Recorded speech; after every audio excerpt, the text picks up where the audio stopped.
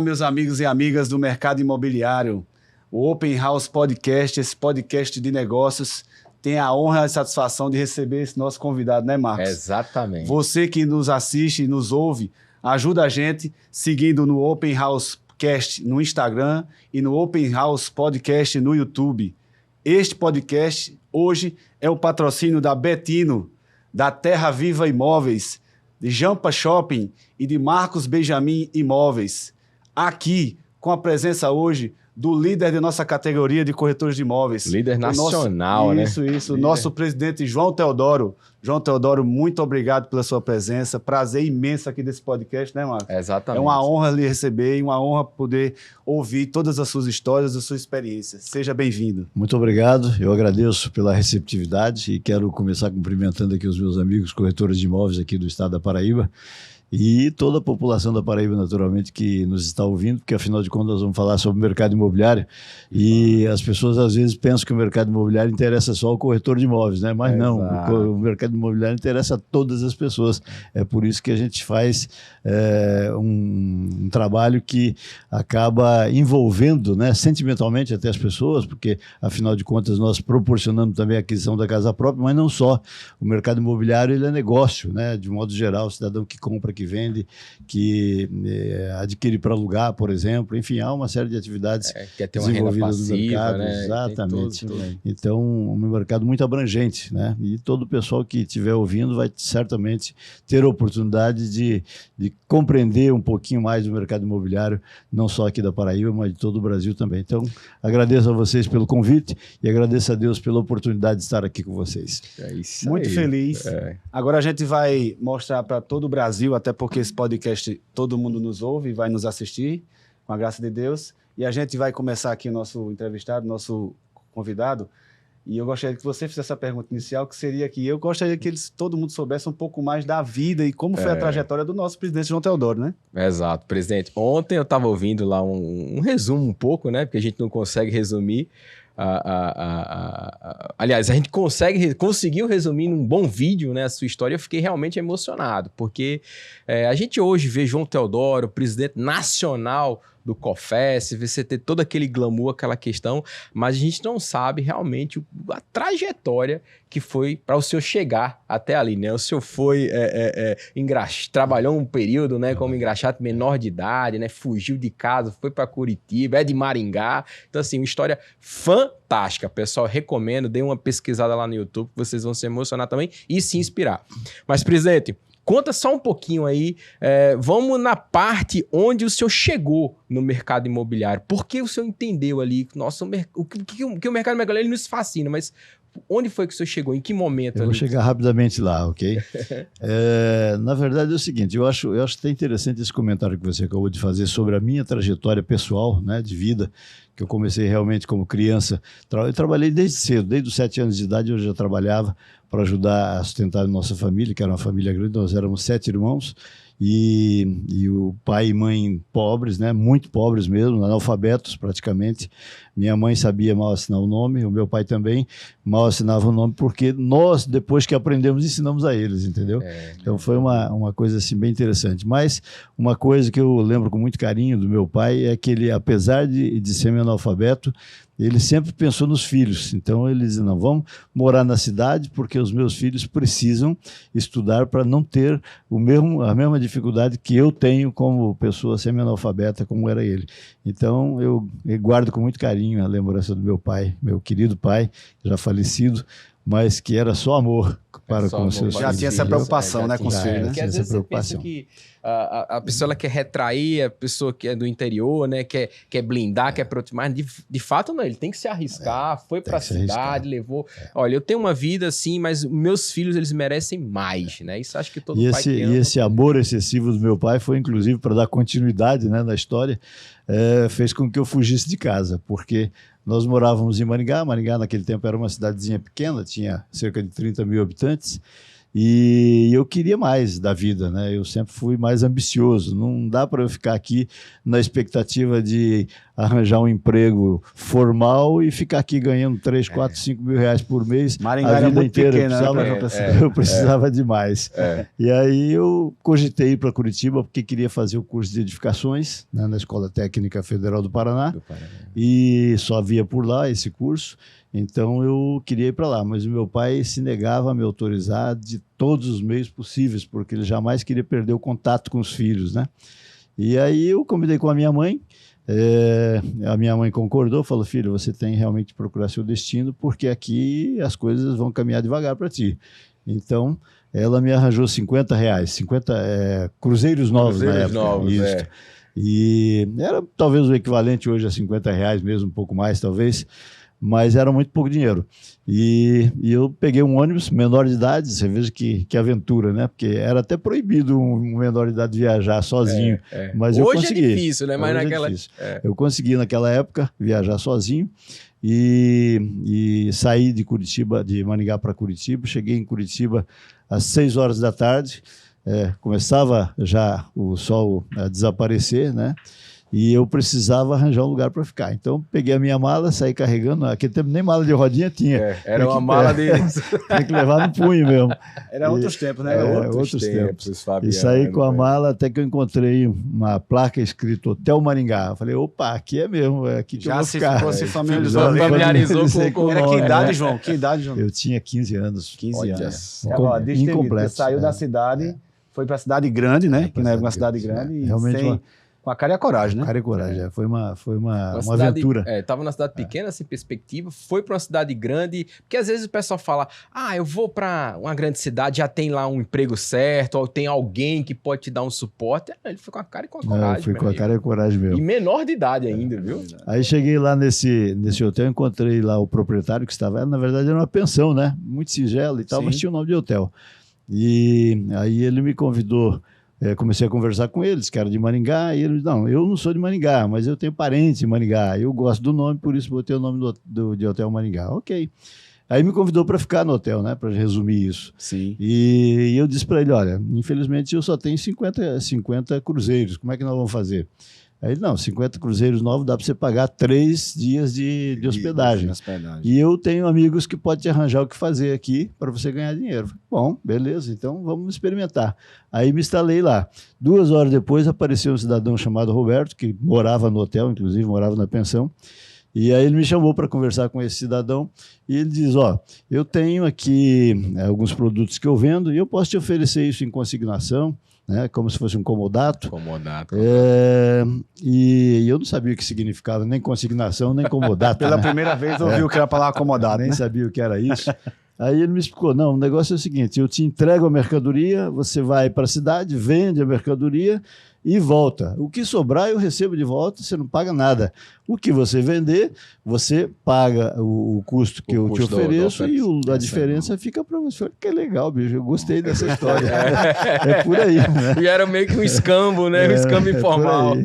E foi aí que eu comecei em Curitiba vendendo laranja. Inclusive as pessoas me perguntam, por que você torce para o Curitiba Futebol Clube? Essa é outra história interessante. Não está nessa história, mas era o único time de futebol que permitia que eu entrasse no campo para vender laranjas, entendeu? Conquistou o João Teodoro pela venda das laranjas. Os coxas brancas. Aí eu descascava a laranja, tirava a casca, deixava ela bem bonitinha, branquinha e tal, e botava numa cesta com pano branco, bem higienizada, né? E aí circulava pelas arquibancadas para vender laranja. Aí eu simpatizei com o clube, falei, caramba, eu posso ganhar dinheiro e ainda posso torcer para um time de futebol, né?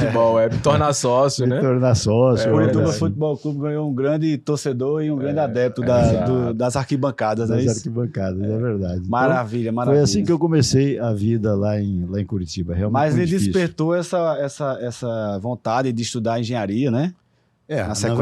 Na verdade, a ida para Curitiba foi por isso mesmo. Meu sonho era ser engenheiro civil, né? Mas era muito difícil, porque o curso de engenharia eu só tinha na Universidade Federal e na Universidade Católica naquela época, lá em Curitiba. E os dois, Católica sem condição nenhuma, porque tinha que pagar e eu não tinha a menor chance de pagar. Então a ideia era na Federal. E só que ocupava o dia todo, não tinha como. Tinha esse detalhe, né? Além de ser. Aí ou você difícil. trabalhava ou estudava, né? Não tem jeito. E aí eu decidi então pelo curso de matemática, que era coisa bastante correlata com engenharia, né? Sim. Eu vou fazer o curso de matemática na Universidade Católica, que era à noite, eu podia pagar, trabalhando durante o dia, podia pagar o curso. Certo. E aí fiz o curso de matemática. Você tinha uma obstinação por a questão de cálculo, de exatas, né? De edificação, matemática. Queria, né, João? Na verdade, eu acho que está dentro do espírito da gente, né? É verdade. Eu, na verdade, tive muito sofrimento com a questão da matemática, porque até o terceiro ano ginasial, eu tinha muita dificuldade em matemática, porque, lamentavelmente, o nível dos professores era muito ruim, né? E aí eu comprei, no quarto ano, que era o último ano deste ciclo da vida, né, estudantil, eu encontrei um professor chamado Rolf Selbmann, que até hoje guardo na memória com muito carinho, porque ele despertou em mim o gosto pela matemática. Eu o contratei para me dar aulas particulares, porque eu precisava, eu não admitia reprovar. Né? Verdade. Então, eu fiquei 30 dias estudando com ele, e eu aprendi em 30 dias tudo que eu não aprendi em 3, 4 anos. Porque matemática realmente ela precisa da base. E aí eu comecei a gostar de matemática, assim, uma coisa impressionante. Então, guardo o professor Rolf Selbmann, nem sei se ele ainda está vivo, mas tenho nele uma pessoa muito importante na minha vida, porque ele me despertou para o gosto pela matemática. E aí fiz o curso de matemática, foi muito bem, sem nenhum problema, e comecei e enfrentei o vestibular de engenharia, comecei o curso, só que, paralelamente, como eu estava formado em matemática, eu comecei a trabalhar na área de informática, que é bastante correlata, né? Programação de computadores, análise de sistema e tal. E aí consegui um emprego no Olivetti do Brasil, que estava começando a produzir equipamentos. A empresa Olivetti, né? Fazia, ela começava, ela fazia impressora, mas ela começava a entrar na área de produção de computadores. Sistema de informação. Ainda rudimentarmente, mas eram computadores, né? Já com memória e tudo mais. E eu enfrentei uma disputa num cargo que eles ofereceram, uma única vaga, entre 73 candidatos, e acabei sendo escolhido. Aí eu comecei a trabalhar com eles, e aí tive a oportunidade de ir para a Itália, de ir para a Argentina, fui para vários lugares fazer cursos, né? E passei a ser, inclusive, instrutor de outros funcionários da empresa na época. E aí, quando eu saí da empresa Olivetti, que minha vida sempre foi muito agitada, eu queria mais coisas. Deixa eu fazer um gancho. Então, eu posso considerar, João, que nesse período foi quando sua vida deu uma virada. Exatamente. Deu uma virada de chave. Porque aí que vamos chegar onde você me perguntou no início. O meu irmão mais novo começou a trabalhar com imóveis, né, em algumas imobiliárias. E ele gostou, achou legal, né? Vender imóveis e tal, era uma profissão bastante rendosa e tal. Aí ele me chamou para fazer alguns plantões de final de semana com ele. E eu foi seu primeiro contato no mercado foi meu imobiliário. Primeiro contato. Aí comecei a fazer alguns plantões de fim de semana. E, embora eu já ganhasse bem, né, trabalhando na área de informática, não existia legislação para isso não, né, João? Na época, para corretor de imóvel? Já existia, sim. A Lei 4.116, na época, já existia. Isso foi em 1972, ela é de 1962. Portanto, já havia 10 anos de regulamentação. Só que não havia o rigor que nós temos hoje. Né? Ao contrário, as pessoas que geriam os nossos conselhos, eles tinham de sair atrás das pessoas que operavam no mercado imobiliário para convidá-las a entrarem para o sistema, entendeu? Porque ninguém conhecia o sistema, ninguém sabia o que era. Não era o caminho natural, né? Não, o sistema é que ia procurar as pessoas que trabalham aqui antes atrás. Da 4.000, ainda estava se regularizando. Mas antes da 4.000, qualquer pessoa. Qualquer pessoa poderia ser corretor. Então, de fato, criou-se uma cultura que você, de fato, estipula uma legislação, você tem que realmente buscar buscar as pessoas que já praticavam foram convidadas a se regulamentar, se regularizar, né? Isso aí. O trabalho dos dirigentes dos conselhos na época era convencer aqueles que já trabalhavam a entrarem para a profissão. Não exigia nada, né? O cidadão chegava lá, a não ser uma batelada de documentos, né, que era exigido, inclusive atestado de sanidade mental era exigido. E aí o cidadão se inscrevia lá no conselho e começava a pagar suas anuidadezinhas e trabalhar como corretor de imóveis regularizado. E eu não me regularizei até o ano de 80, você veja que interessante. Eu me inscrevi no conselho em 80, mas fundei a minha imobiliária em 1975. Em que cidade foi? Em Curitiba. Comecei em 72, trabalhar assim como avulso, né? E gostei. Daí, em 75, nós fundamos a imobiliária, eu e meu irmão. Como se chamava? Teodoro Imóveis. Teodoro Imóveis. Doutor, aí, deixa eu lhe perguntar também, nesse período, o senhor fala uma coisa que eu fiquei muito encantado ontem, porque isso também... Eu, a minha vida toda, sempre estudei e trabalhei. Nunca, em períodos assim, os 2 últimos anos da minha vida, que hoje eu só trabalho e chego em casa e não estudo mais, né? Porque vim numa vida muito corrida. E o senhor falou isso na entrevista, assim... Eu chegava em casa, trabalhava o dia todo, trabalhava 12, 13 horas por dia, chegava em casa, eu não me contentava em ficar na televisão. Eu disse, não, eu tenho que procurar fazer alguma coisa à noite, né? Eu disse, cara, acha que é muito... fácil, né? Exato. Porque ele já estava numa condição de vida já razoável. Mas assim mesmo, aquele bichinho dentro da gente, né? De empreender, de querer fazer, produzir. Você tem isso, doutor? Eu sempre fui muito, muito irrequieto. Não consigo ficar parado. Inclusive, as pessoas me perguntam, você não vai se aposentar? Realmente não vou. Eu me lembro de uma expressão dita pelo ex-governador Rio Brizola. O Brizola dizia o seguinte: eu quero morrer como cavalo inglês, na pista. Na entendeu? pista, E eu assimilei essa dicção do Brizola, de que eu também vou ser assim, não vou me aposentar nunca, não vou parar de trabalhar nunca, quero morrer trabalhando. Eu acho que o trabalho dignifica a pessoa realmente, né? E até mentalmente também. É uma frase que a gente costuma dizer por aí, e outras pessoas costumam dizer que dignifica, mas cansa. Realmente cansa, mas é compensador. Né? Realizador. Realizador. Então eu não vou parar de trabalhar. Aliás, nunca. uma curiosidade do nosso entrevistado é que o presidente João Teodoro ele é conhecido pela memória prodigiosa. E essa memória talvez não seja de graça, né? Quem estuda, quem lê muito, né? Não, ele lembrou do professor de matemática. O nome eu nem lembro do meu que me formou. Eu me lembro que eu, com o Fabiano Cabral, quando eu comecei a entrar, eu tirei o meu curso corretor de imóveis em 95. Eu passei no vestibular para engenharia civil e logo depois fiz o curso corretor de imóveis. Eu já ouvia falar de João Teodoro, através do meu grande amigo Romo Soares, do irmão dele, o Birajara, aqui, que são referências aqui na Paraíba, todo mundo conhece. E aí, assim, do João Teodoro. E aí eu comecei a estudar um pouco mais sobre o João Teodoro, tive o prazer de conhecer pessoalmente nas andanças aí no CRES. Hoje, graças a todos os corretores da Paraíba, estou como conselheiro federal. Você numa das comissões mais importantes do CRES, de volta aqui a Paraíba, viu que ele estava emprestado lá no Rio de Janeiro, e agora voltou para Paraíba, e agora está aí nas cadeiras aí principais aí, dando apoio a toda contribuindo a classe que precisa, né? A gente eu acho que os corretores de imóveis, obviamente, como toda classe, ela precisa de uma liderança. E essa liderança a gente está ouvindo agora, tendo a oportunidade de ver que não foi por acaso. Houve um caminho a ser trilhado e ele está nos contando aqui de forma muito detalhosa, né? Você sabe que essa questão de liderança constituída, ela é bem interessante também na minha vida, porque eu nunca pretendi definitivamente, não, eu vou para Brasília para ser o presidente do COFES. Não foi assim que aconteceu. Foi natural, né? Foi natural, Eu fui a Brasília na condição de conselheiro federal, obviamente, representando o estado do Paraná naquela época, e lá comecei a perceber que havia muita coisa que tinha de ser mudado, né? O Conselho Federal era muito insosso, não tinha forma, não tinha cheiro, e as pessoas não conseguiam perceber a existência do Conselho Federal, entendeu? Então nós criamos o nome Sistema COFES-Cresce, justamente para dar corpo, né?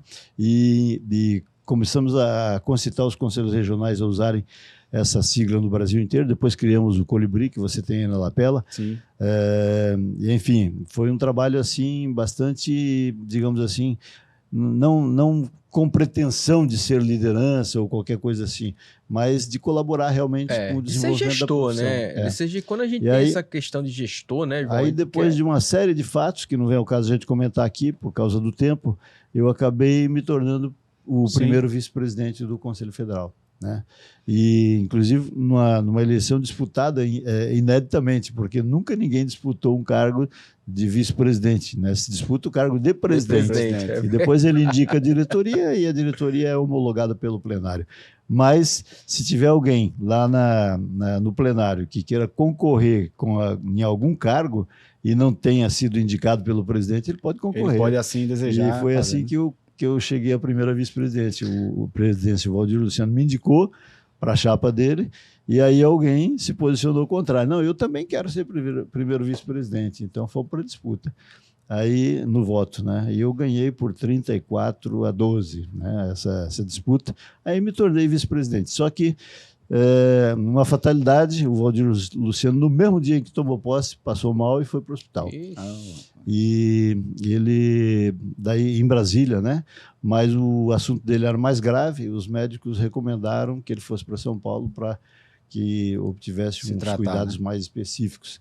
E ele pegou, então, a UTI aérea e foi para o Einstein, em São Paulo, e ficou lá durante 30 dias, e eu assumi a presidência interinamente. Mas exatamente 30 dias depois, o Waldir faleceu. E aí, foi nessas circunstâncias que eu assumi a presidência do Conselho Federal. Como a gente já vinha fazendo um trabalho muito bom, né, de evolução do Conselho Federal, como conselheiro, como diretor-secretário, aí o pessoal gostou muito do nosso trabalho e é por isso que eu estou lá até hoje. Então, eu estou lá na presidência desde o dia 15 de setembro do ano 2000. Eu acho assim, para esclarecer também aos corretores de imóveis, tanto que já estão na profissão como que está entrando agora, nada mais oportuno do que perguntar ao presidente João Teodoro, assim que ele chegou, como é que ele reconheceu a importância do Conselho Federal, do sistema Confescresce, e como ele pode explicar de maneira mais didática para aquelas pessoas que estão entrando na profissão agora, né? O que é o sistema Confescresce, o que é que ele faz e qual a importância dele na preservação da nossa profissão. Esse é um tema bastante relevante, realmente, porque as pessoas, às vezes, não têm a dimensão da importância de uma organização profissional na representação da categoria, da classe. E eu comecei a sentir isso muito rapidamente, porque, como nós acabamos de dizer, a nossa primeira lei regulamentadora é de 1962, e a gente sofreu, mesmo durante o período em que essa lei vigorou, nós sofremos muitos ataques à organização profissional. E a gente não tinha como se defender, porque não havia efetivamente esse espírito, vamos chamar de corpo agora, né? Não só o espírito representativo, legal, mas o espírito de corpo mesmo, de você defender aquilo que representa você como profissional. Que a gente vê em diversos conselhos, medicina, engenharia, por aí vai, né? Os profissionais, eles confundem muito que o conselho, ele funciona como um sindicato. Ele quer, né, que funcione, mas tem nada a ver. Não é conselho, sindicato. Exatamente. O conselho, ele conselho protege não é sindicato, legalmente. Não deve ser confundido com sindicato, ele é um organismo de proteção à sociedade. À sociedade, né? Exato. Ele obviamente, protege também os seus integrantes na medida em que ele zela pelo bom profissional, pelo cidadão competente, cidadão bem treinado, que vai desenvolver um trabalho de qualidade. Então, ele representa, sim, o bom corretor de imóveis, mas não do ponto de vista assistencialista, que é o caso dos sindicatos, entendeu? Então, muita gente então reclama, poxa, mas o conselho não pode oferecer um advogado para defender meus interesses pessoais, particulares? Não, não pode. Não faz parte das atribuições do conselho. Né? O que nós damos é orientação geral. Isso a gente pode dar. Mas defender pessoalmente, não. Embora nós tenhamos conseguido colocar no artigo 7º da Lei 6.530, na época em que foi aprovada, a condição de defesa dos legítimos interesses da categoria profissional também, em juízo ou fora dele. Ou seja, se nós temos um problema, nós podemos judicialmente ou não agir em defesa da categoria. Da classe, da categoria, né? Coletivamente, né? Como temos feito em várias ocasiões, né? Defendendo os interesses da categoria. Teve um exemplo cabal agora, recentemente, que a gente teve, mas acho que vamos chegar lá depois. Eu acho que é oportuno a gente estar agora em 2022, essa lei que o presidente João Teodoro 6.530 é de 78, mas bem antes aí ele já tinha uma regulamentação, mas agora esse ano estamos com 60 anos de comemoração da regulamentação da profissão, né? E o que é que o Conselho Federal, através de sua pessoa, através de sua diretoria e todos que compõem o sistema, estão fazendo de atividades, de orientação, enfim, de programação nesses 60 anos? Olha, Fabiano, eu acho que nós já chegamos a um amadurecimento tal em que a profissão merece um pouco mais do que ela tem conseguido até hoje. Né? Hoje nós já temos aproximadamente 70% da nossa categoria profissional, hoje são mais de 500 mil profissionais em atividade. Né? No Brasil inteiro. Né? No Brasil inteiro nós temos cerca de 538 mil pessoas em atividade. O número de inscrição vai a muito mais maior, que isso. Né? Nós já vamos a 800 mil. Mais pessoas que estão em atividade. Ativas mesmo, trabalhando, vivendo, às vezes até do mercado imobiliário, mais de meio milhão. Muitos deles vivendo efetivamente só do temos mercado mais de imobiliário. meio milhão de pessoas profissionais no Brasil inteiro Acho que é uma das maiores categorias, né, presidente? É uma das maiores, sim.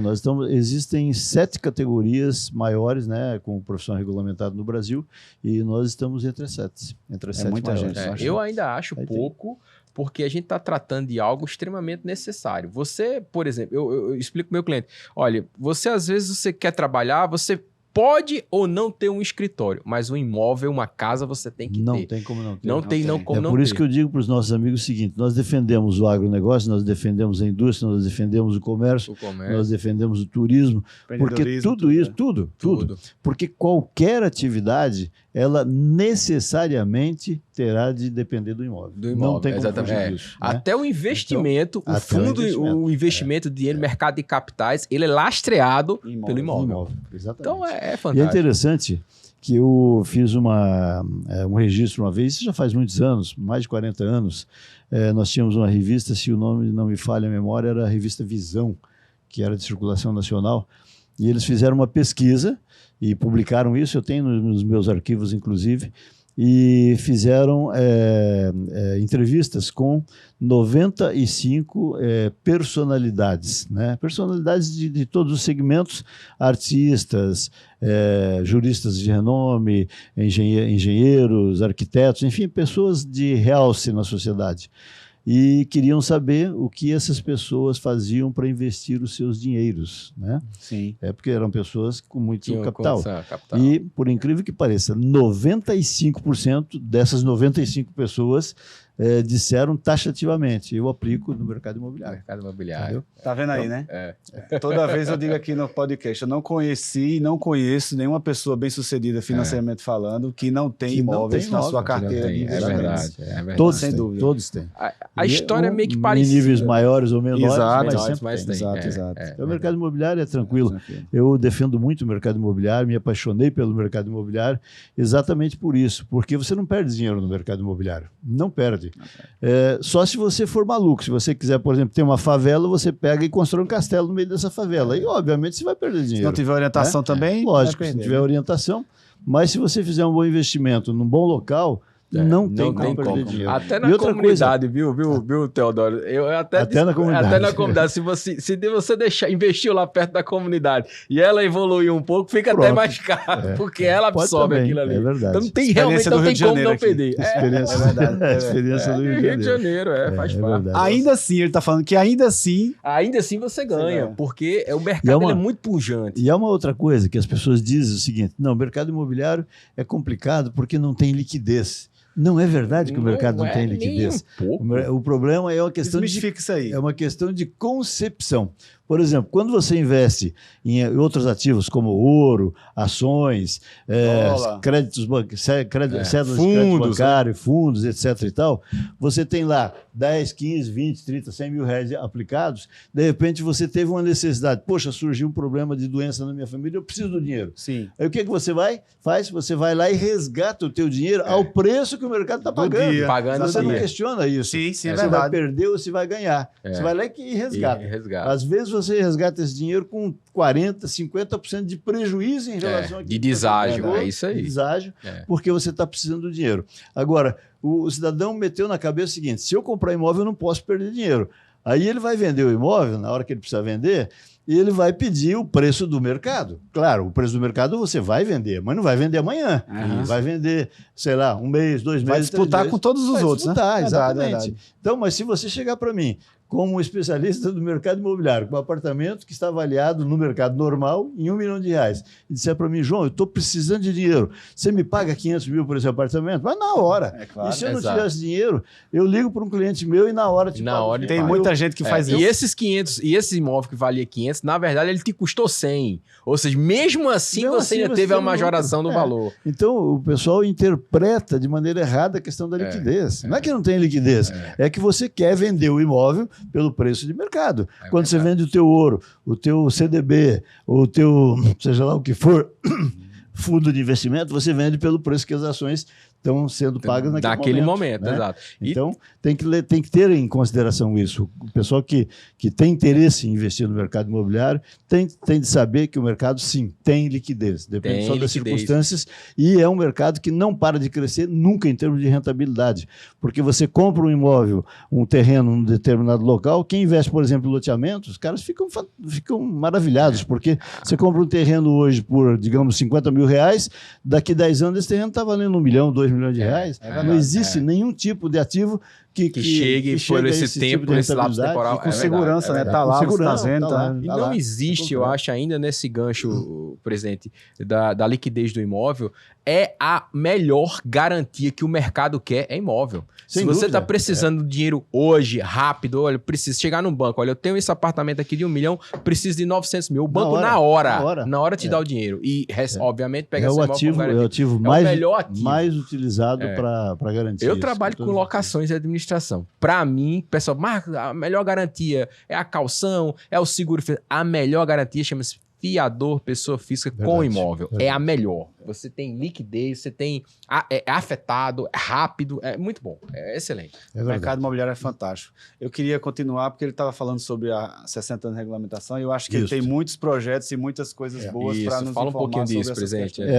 Na verdade, se nós quiséssemos falar sobre 60 anos da profissão, a gente teria aqui 3, 4 horas de conversa. Né? Só mais, né? Porque realmente é um assunto muito empolgante, e eu que sou um pesquisador da profissão, né? Eu tenho muitos dados, né, dos acontecimentos que levaram a gente a completar esses 60 anos. Então é muito interessante. Mas hoje nós temos aí, para chegar nos finalmente dessa questão de 60 anos, um interesse muito grande em aprimorar a Lei 6.530, que é a atual lei regulamentadora da profissão. Isso. Obviamente, nós dependemos do Congresso Nacional, e todo mundo sabe que quando você propõe um projeto de lei no Congresso Nacional, a burocracia é muito grande, os entraves que acabam se compondo em função das adversidades, né, que você encontra no caminho. Interesses, na verdade. Né? Você tem uma determinada situação que você quer para você, mas lá tem um cidadão que, por qualquer outro motivo, seja ele engenheiro, arquiteto, qualquer coisa, ele acha que vai em contraposição aos interesses dele. E aí fica difícil, né? Você tem que convencer o cidadão, olha, quero isso, mas não vai te prejudicar, não vai prejudicar a tua categoria, coisas dessa natureza. Então é muito difícil você aprovar um projeto de lei. Mas nós estamos trabalhando nisso, sim, e precisamos disso. Eu tive a oportunidade de falar ontem, por exemplo, sobre um escritor que é lá de Brasília, que escreveu um livro, Mário Rosa, né? Ele fez aquela comparação sobre uma comparação sociológica sobre a população norte-americana, a sociedade norte-americana e a sociedade brasileira, e chegou a algumas conclusões interessantes, que a gente não vai dizer agora aqui, mas que dão a verdadeira dimensão do que nós temos que fazer aqui no Brasil. No Brasil, infelizmente ainda, a pessoa só se torna importante na sociedade se ele estiver vestido com terninho, com a gravata, ou ostentar na mão um diploma de nível superior. Né? É verdade. Então é um problema sério. Por outro lado, a formação de corretor de imóveis hoje é muito fácil, o que desvaloriza a nossa profissão como profissão altamente reconhecida hoje no mercado. Então, um cidadão com 4 meses, 5 meses de curso, ele consegue um título para se inscrever no conselho. E fica muito frágil, porque quando você não se esforça para obter alguma coisa, também você não se esforça para mantê-la, entendeu? Verdade, então, se eu estudo 5 anos para me formar em Direito, como estudei, como você estudou, Fabiano, aliás, você fez Engenharia, você que fez, Marco. Fez Direito também. Fez Direito também, ótimo. Então, você estuda 5 anos, e aí você começa na profissão, você não quer perder aquela profissão, você quer, né, na verdade, cada vez melhorá-la, né? Porque você se esforçou muito para chegar lá. Não, e meu ganha-pão, né? É o meu ganha-pão. Agora, se você faz um curso de 6 meses, ele não é tão importante para você, porque eu posso sair dessa profissão, partir para outra sem qualquer problema. Então, nós precisamos consolidar a nossa profissão com a exigência do curso superior para determinadas atividades dentro da profissão constituídas na Lei 6.530. E é isso que nós temos agora trabalhado. É um tema que percebo que incomoda, né, presidente? É uma coisa assim, a profissão está chegando num nível tão grande, eu queria até perguntar a ele sobre isso. Chegou, né? Chegou no nível. Há tempos atrás, as pessoas eram corretores. Hoje em dia, procuram ser.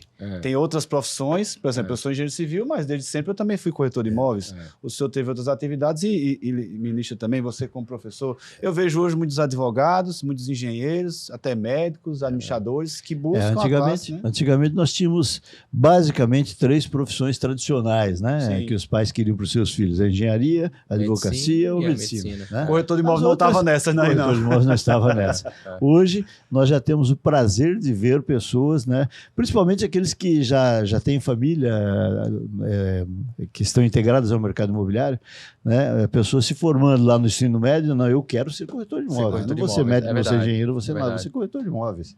Né?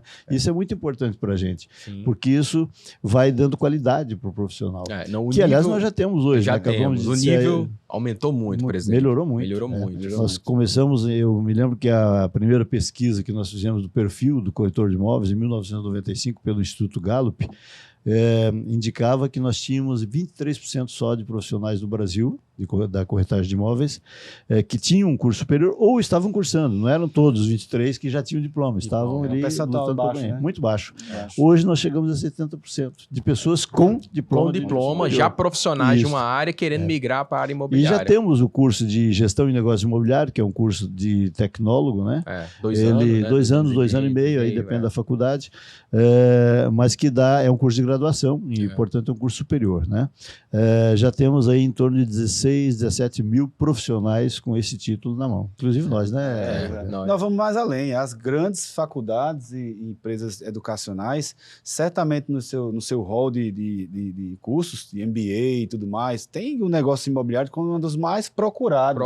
Exato. Então, inverter um pouco aí essa lógica de que o cara caía na profissão de corretor de imóveis. Não, hoje em dia, horrível. corretor de imóveis é muito mais conceituado. Muito mais, né? Porque antigamente o que acontecia? O cara, estou aposentado, você corretor de imóveis. Você fala muito disso, cara. Você é dona de casa, tá sem trabalhar, vai ser corretor. Cara, era horrível isso, né? A qualidade era muito ruim, porque era aquela pessoa, não tá fazendo nada, vai ser corretor de imóveis. Hoje não. Hoje eu tenho muitos advogados migrando para o mercado imobiliário, porque eles estão vendo que a advocacia ela tá retroagindo, né? Ela tá retraindo e o mercado imobiliário expandindo. E ele pode, obviamente, contribuir muito. Vejo dentista, vejo todo mundo migrando para o mercado. Então, está trazendo muita qualidade. Por isso, se você me permite, eu vou fazer uma manifestação de natureza política. Eu defendo a liberdade econômica. Eu também. Porque na liberdade econômica você tem mercado imobiliário. Você tem justiça. Tem justiça. Tem justiça. E de fato, justiça. Meritocracia. Defendo de unhas e dentes essa condição, porque nós precisamos disso. O mercado precisa ser livre, as pessoas precisam ter liberdade para comprar, para vender, para negociar os seus imóveis. Decisões, e só numa democracia, no Estado democrático de direito, é que a gente consegue isso. Né? Então a gente tem lutado por isso. Mas o mercado imobiliário melhorou muito realmente. Hoje as pessoas se sentem orgulhosas. Eu me lembro que quando nós começamos na profissão, a gente tinha muita dificuldade. Muitas vezes você chegava para conversar com alguém e o cidadão abria a porta. Quando você se identificava como corretor, ele simplesmente pedia desculpa, às vezes nem isso, né? E diz, não negocio com o corretor de imóveis.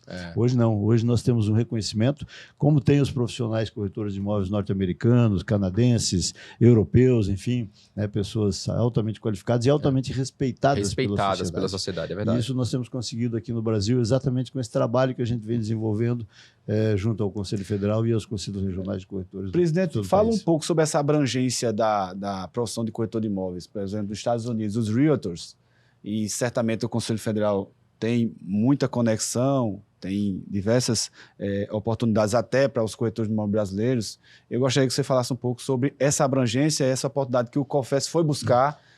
Nós percebemos, Fabiano, o seguinte, lá em 2005, né, eu comecei a verificar que, porque nós fizemos um trabalho interessante, né, nós não temos tempo para falar nisso, mas só uma palhinha rápida. Desde 1995 a gente já se preocupava em fazer com que o corretor se tornasse integrado à tecnologia. Tanto que nós tentamos, o primeiro portal imobiliário que foi tentado no Brasil, fomos nós que tentamos por meio do Conselho Federal de Corretores de Imóveis. Mas ele botou um tema que eu quero falar, viu? E eu me lembro que quando a gente fazia apresentação para os corretores, nós apresentávamos isso que nós temos hoje pelo nosso celular. Sim. Né? O FaceTime, por exemplo. FaceTime. Você falando, a gente apresentava, olha, vai ser assim. assim no futuro.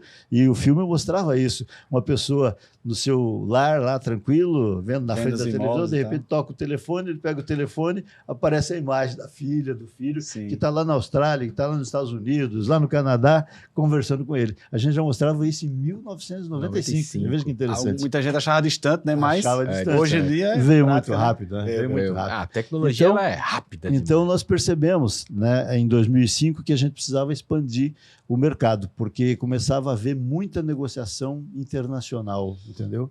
E nós não tínhamos gente preparada para atender. Pessoas não falavam inglês, naquele tempo a gente não tinha ainda as facilidades. Hoje você pode até traduzir simultaneamente, né, uma conversa com um chinês, que você vai conseguir fazer um negócio com ele. Mas naquele tempo não, se o cidadão não soubesse falar inglês, espanhol, ele não tinha a menor chance no mercado internacional. Então nós começamos a fomentar isso. Fizemos a primeira visita à convenção, que é tradicional, da INEAR, eles fazem todo ano a convenção deles, para 25, 30 mil pessoas, e eu fui visitar a convenção deles em São Francisco, na Califórnia. E fiquei encantado com aquilo. Falei, caramba, nós precisamos nos integrar.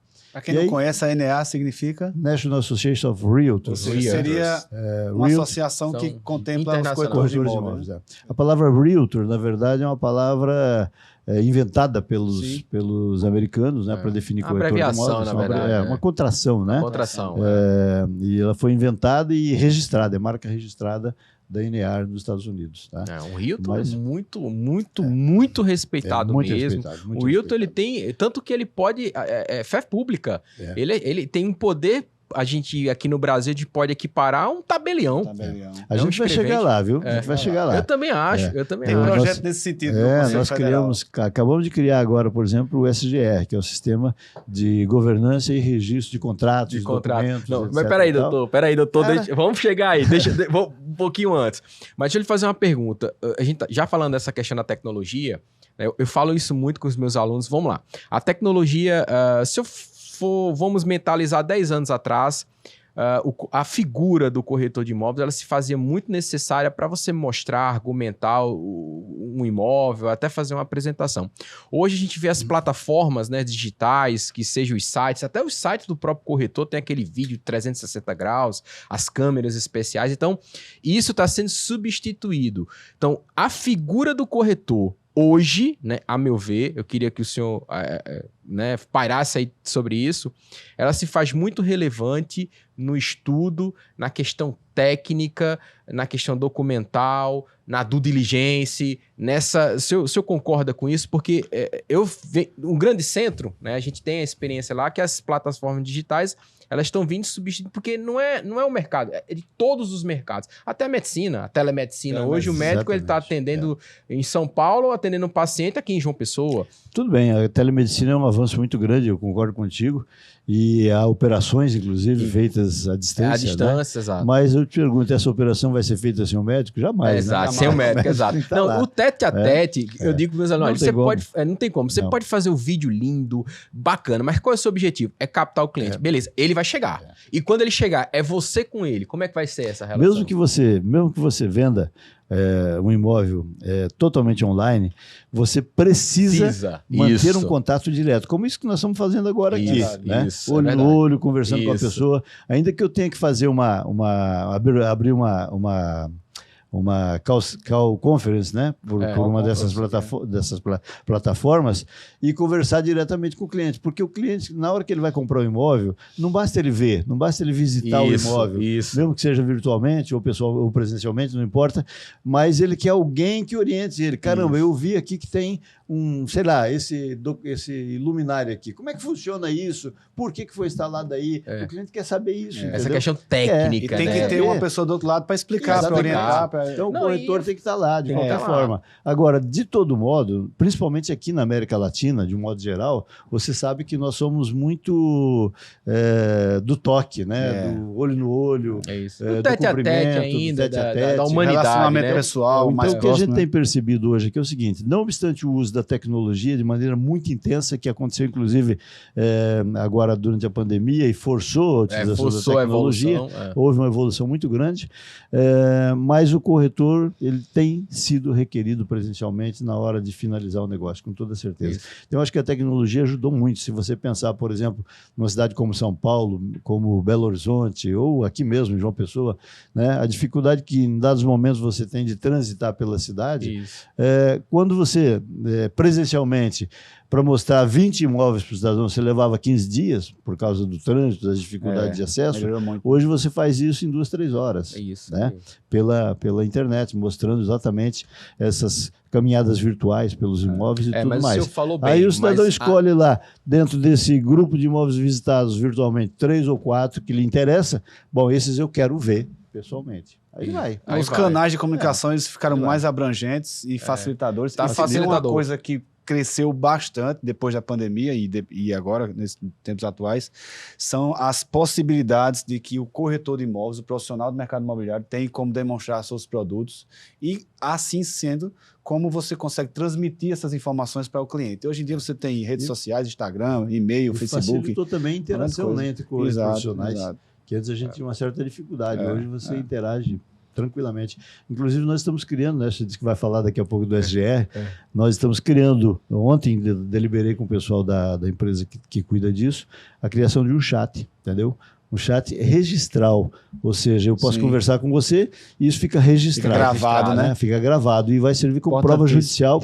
Oficializa, né, a negociação, então, oficializa a condição. Eu e você, como corretores, fazemos uma combinação à distância, né, de parceria para realizar um negócio imobiliário. Nós podemos tratar isso oralmente e deixar consignado no chat. Que vai servir como documento, se necessário for, no futuro, um questionamento judicial, qualquer coisa. Fiquei curioso, o Conselho Federal pode criar esse sistema de gerenciamento, de registro? Ele tem essa prerrogativa? Pode. O Conselho Federal é autarquia, né? É autarquia então máxima, ele tem fé pública. Então os documentos que forem registrados lá, eles podem ser certificados pelo próprio Conselho e tem fé pública. Não, e está caminhando para o lugar certo. Porque a União e a parceria entre os corretores é o melhor caminho. Ganha a classe, mas principalmente ganha a sociedade. Pela segurança jurídica da operação. Quando nós lançamos a ideia, nós já tivemos, inclusive, a notícia de que a empresa, né, já foi chamada pela própria OAB para tentar seguir nesse caminho também.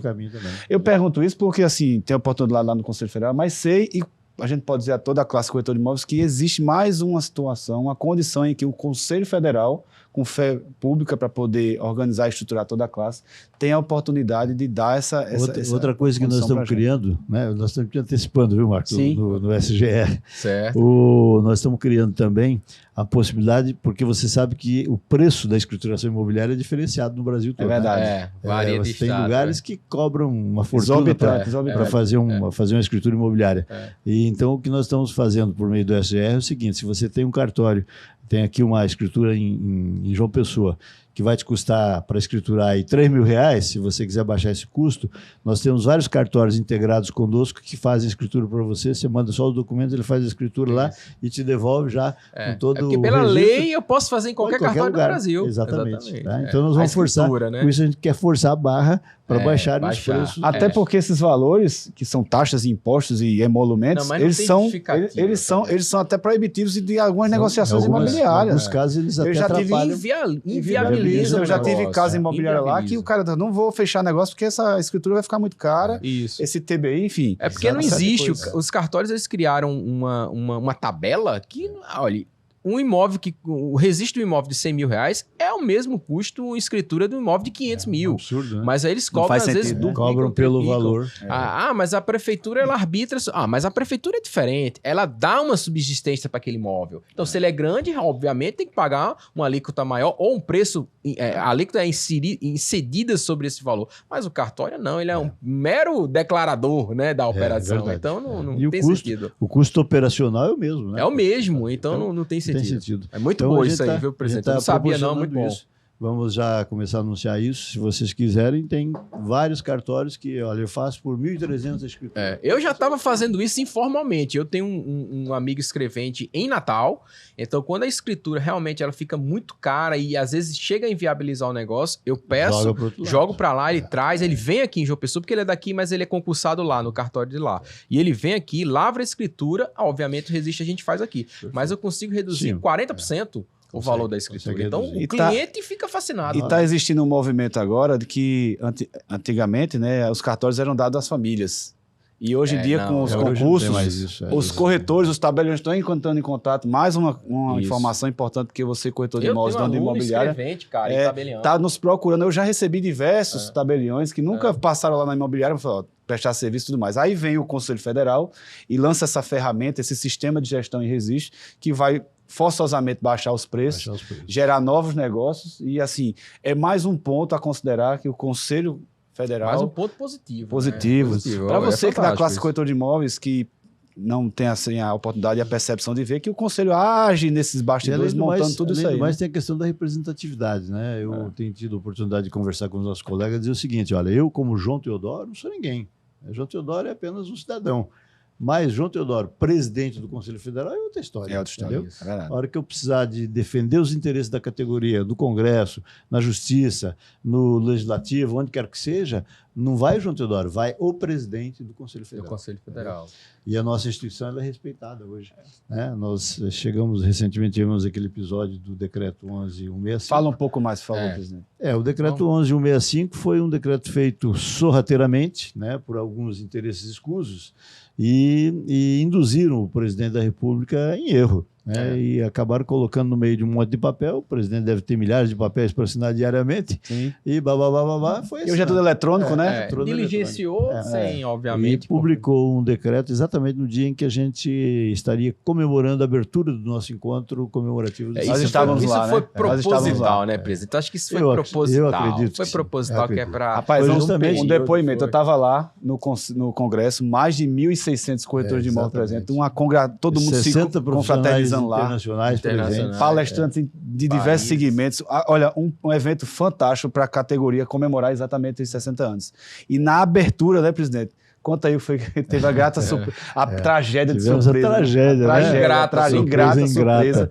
De saber da publicação. Mas do aí decreto, vem a liderança. O secreto, Aí o meu depoimento é esse. Um decreto que praticamente desregulamentava a profissão, deixava a sociedade ao léu, porque ele retirava a segurança jurídica, segurança técnica, segurança pessoal, né? Porque você não sabe quem está lidando. Iria permitir que qualquer cidadão entrasse na tua casa. Pode ser até um estuprador, um ladrão entrando na tua casa. Disfarçado de corretor, verdade. Então, isso tudo nós colocamos para o nosso presidente, para a assessoria do presidente, que foi um erro muito grande. E tivemos a tristeza de ter que anunciar isso em plenário, né? Nós, lamentavelmente, foi muito ruim, mas Deus nos iluminou e fez com que a gente fizesse prevalecer a nossa liderança naquele momento e concitamos a todos para que mobilizassem suas lideranças políticas em vários estados brasileiros, todos os estados brasileiros, né? E conseguimos reverter em menos de 24 horas, graças a Deus.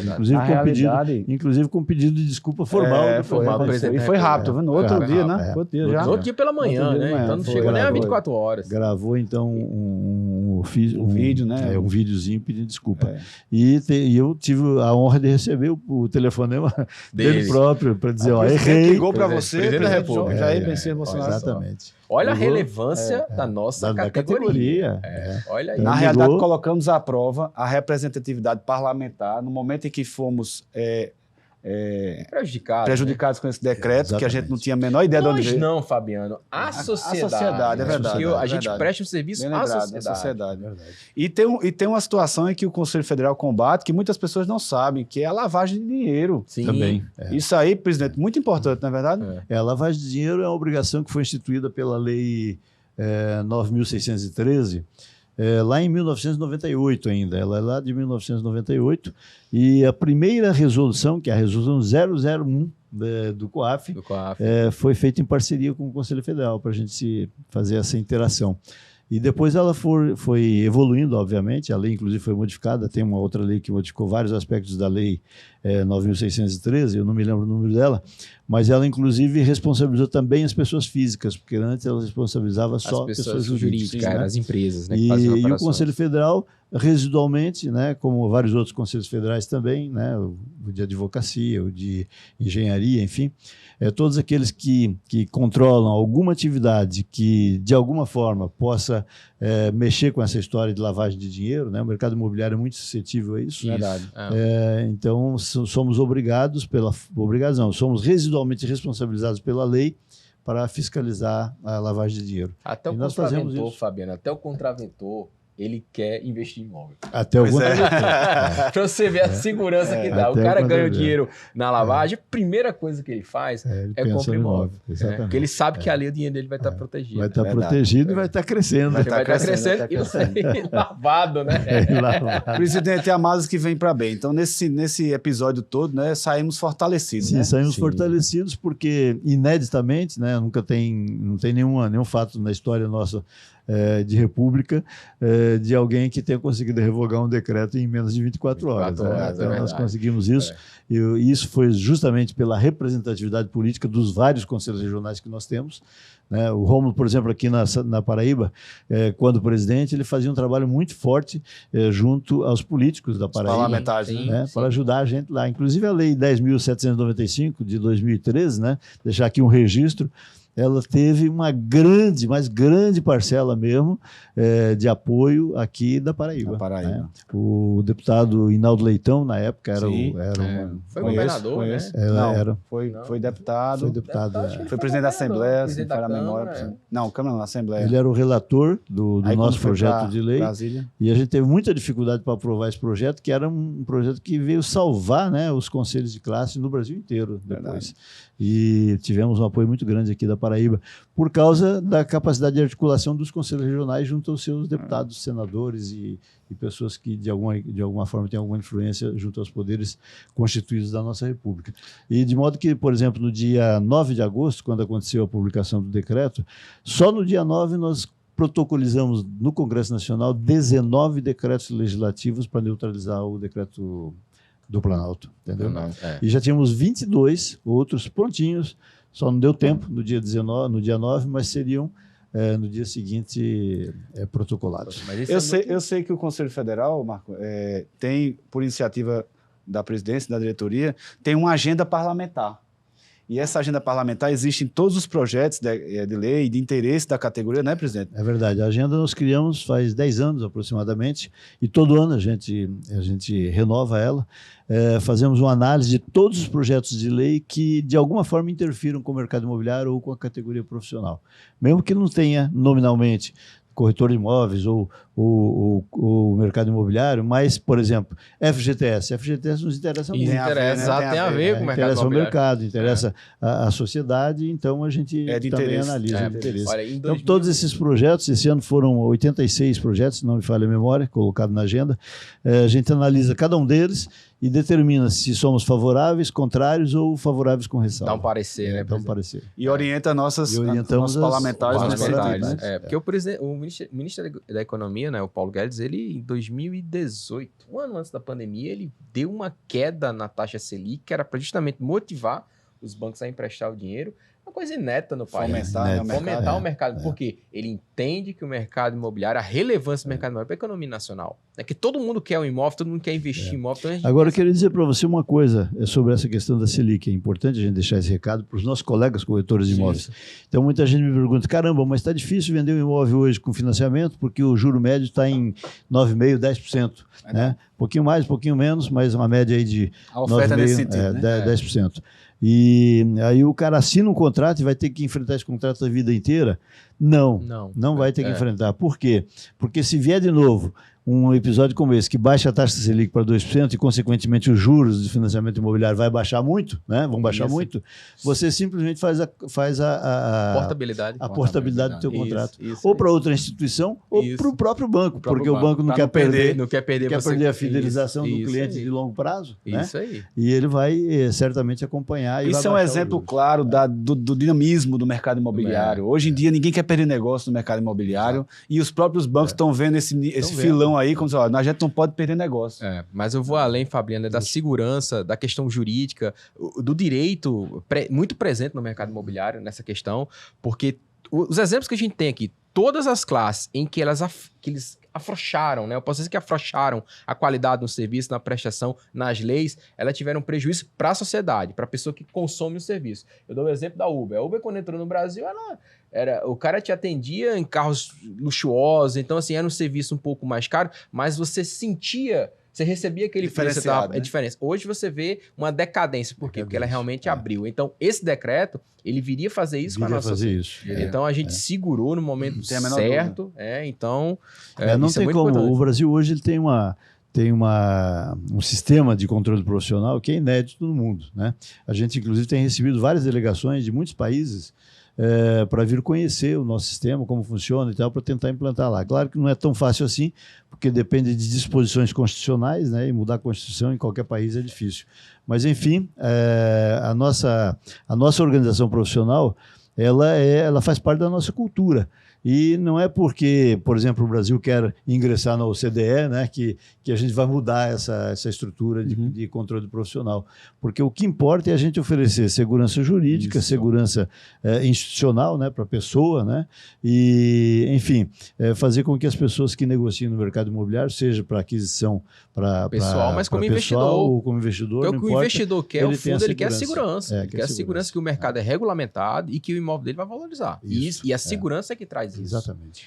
Então a gente tem que cuidar disso. Importante. Presidente, a gente está começando a seguir o caminho da reta final do nosso papo aqui, que está muito bacana. O assunto tem 2 ou 3 temas aí. Toda vez que vem a Paraíba, a gente tem que pegar um pouquinho da sua experiência aqui. E nesse episódio, vale receber demais.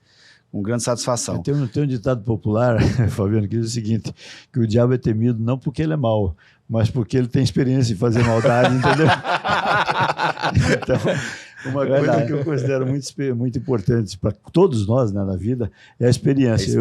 Eu graças a Deus, acumulei muita experiência na gestão de conselhos, entendeu? Então, isso é importante sim para a categoria. Não, isso é inspirador, eu acho que é importante, assim como os nossos conselhos regionais, né? Às vezes as pessoas criticam, poxa, mas você está muito tempo lá. Não é questão de estar muito tempo, é questão de você se você tem ainda disposição de oferecer um trabalho de qualidade, você vai oferecendo em função da tua experiência. E não interromper um trabalho que vem sendo desenvolvido, né? Eu quero pegar esse gancho. Eu me lembro que lá na sua recondução agora, recente, no finalzinho do ano passado, né? Eu me lembro que o senhor delegou, informou a todo lá o plenário e tudo mais, quais seriam os seus projetos, quais você ia defender nesse novo renovação de mandato. Eu gostaria que você colocasse, deixasse claro para todos os corretores de imóveis. O projeto, digamos assim, prioritário nesta gestão exatamente do ponto de vista político, né, institucional, o aperfeiçoamento da Lei 6.530. Tá? Existem outros projetos dentro da própria Lei 6.530, várias coisas, né, como a questão do curso superior e tudo mais. E depois temos um outro projeto que já está bastante avançado, se Deus quiser, que é a construção da nossa sede. Já temos a sede própria em Brasília, mas queremos uma sede exclusiva, um edifício para o corretor de imóveis, para consignar efetivamente a importância do corretor de imóveis Brasil afora e mundo afora. Né? A nova casa do corretor de imóveis em Brasília. Em Brasília. E eu sei que é perto da esplanada lá, é perto do... Muito perto. Muito né? perto. Quando nós comemoramos os 10 anos, aliás, os 50 anos da profissão, a gente fez uma caminhada desde o terreno até o Congresso Nacional, fizemos um abraço simbólico. Esteve lá, né? Foi muito bonito. Foi bacana. Ele fica ali, mais ou menos, de frente para o eixo monumental, uns 350 metros da torre de TV. Né? Um local extremamente... Era um mar de corretor de imóveis, amigo, em Brasília. Todo mundo caminhando com as camisas lá do foi conselho, muito bonito. Foi bacana. Inclusive, aquela filmagem toda nós fizemos com drone e depois ela foi exibida sem parar na próxima convenção da ANAR, lá nos Estados Unidos. Foi muito interessante. Para a ANAR ver o tamanho que nós temos, né? A e a ANAR reconhece isso, né? Isso é importante. Né? E eles, inclusive, tiveram presente agora no nosso congresso dos 60 anos, lá em Foz do Iguaçu, o ex-presidente um dos ex-presidentes da ANAR esteve lá representando a organização. O Vince, E ele saiu impressionado. Eu nunca vi uma coisa dessa. Vocês conseguirem, com essa união, reverter Foi decreto. Um decreto presidencial. Eu sou testemunha porque eu recentemente fiz o CIPS e já são vários, né, através desse convênio que o Conselho Federal fez com a ANAR. Então, nós somos, através desse curso reconhecido, dessa certificação, obviamente, somos reconhecidos para poder atuar no mercado lá também, né? Isso é mais um Mas eu gol quero de deixar, placa aqui quero deixar aqui um recado para os meus colegas, não queiram mal ao nosso presidente Bolsonaro, não. Ele sempre foi o nosso muito aliado nosso. Verdade. E ele pediu desculpa pessoalmente para mim, né, dizendo que realmente foi um equívoco da assessoria técnica dele, que ele jamais pretendeu prejudicar a categoria e jamais fará qualquer coisa para prejudicar. Todas as vezes que nós tivemos, ficou inclusive bom, porque facilitou a nossa comunicação com a presidência. Toda vez que nós tivermos algum problema, algum requerimento de mudança, enfim, de qualquer coisa, for, né? nós seremos chamados para conversar e chegar no É um conselho, na verdade, né? Exato. Isso é muito bom. Onde no popular se diz do limão virou limonada, Virou né? limonada. E aí a gente tem Limonada, essa abertura. exato. É importante o presidente falar O mal nisso, porque foi pra- estamos num o mal momento foi pra político, bem. muito polarizado, né? E As assim, pessoas independente das... podem pensar o contrário, mas não, o presidente realmente foi, aliás, ele foi magnânimo, né, de pedir Reconheceu, desculpa né? publicamente, Reconheceu, né? Eu acho que isso, dá esse voto de confiança. para um ser humano da importância dele, é uma coisa verdade. fantástica. Não, né? e para nossa classe, Pra nossa presidente, classe. você vê a relevância, a gente não vê as outras, não desmerecendo, mas como que a categoria, né, o corretor, o conselho, o corretor de imóveis, sim, ele é relevante para a questão política nacional, para a sociedade.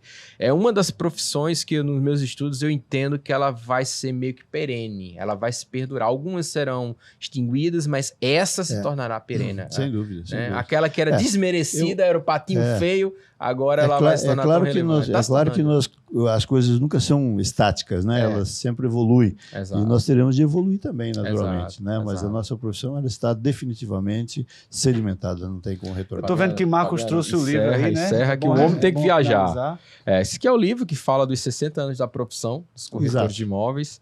Nós aqui tem- elaboramos essa edição, se me permite, Marcos, rapidamente. Claro, né? claro. É uma edição Vou passando aqui pro simbólica dos 60 anos e ela tem um resumo.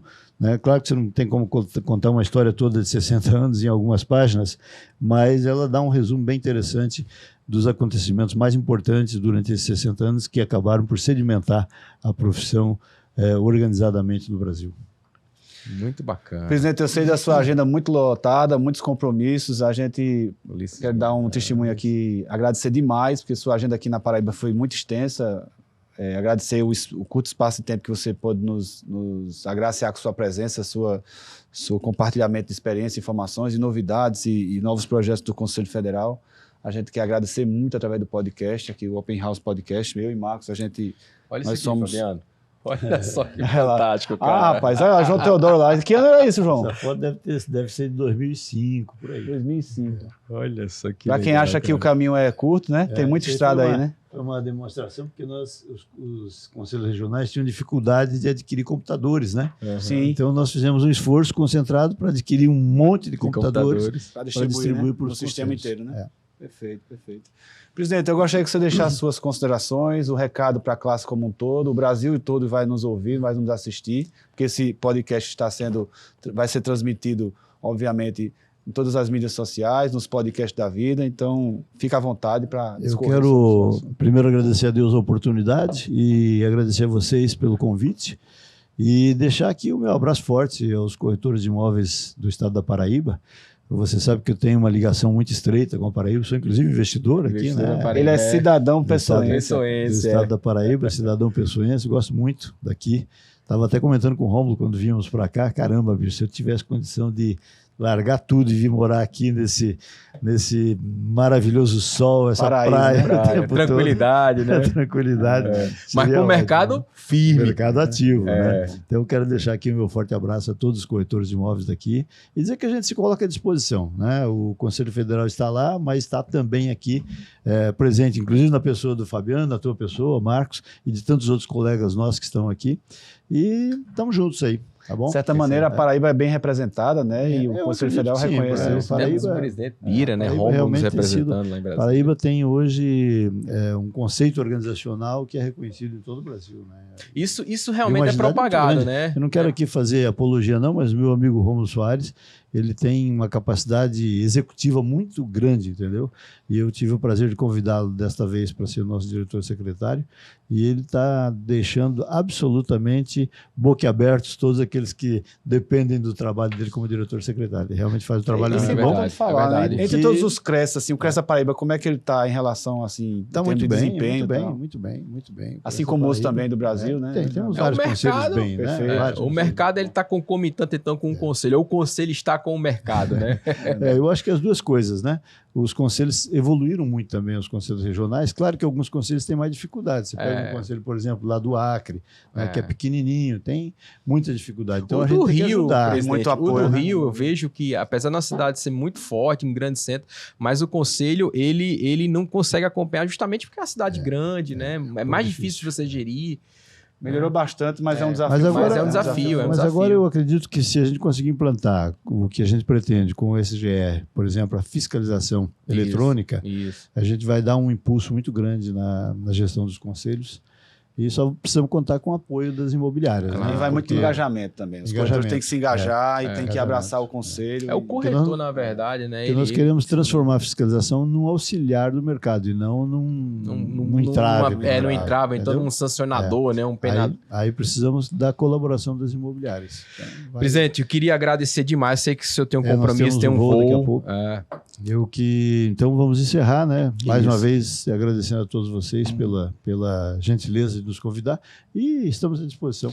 A gente que É agradece. isso aí, meus amigos. O Open House Voltaremos. Podcast, né, teve o prazer de receber o nosso presidente do Conselho Federal do Sistema COFES-CRES, João Teodoro da Silva. Diretamente nosso de amigo João Brasília, Teodoro. pessoal. Exato, está aqui passando pela Paraíba, teve essa oportunidade.